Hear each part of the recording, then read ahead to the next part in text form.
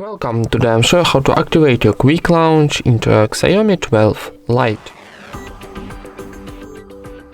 First of all, open your settings, then find additional settings option in the list, this one, and now go into against your shortcuts option.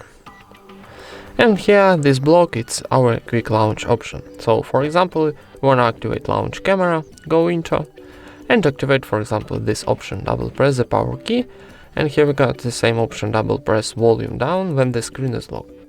So activate only this option, and let's try, double press to power key. Okay, and how you can see, camera is open. And that's it. Thank you for watching, leave thumbs up and subscribe to our channel.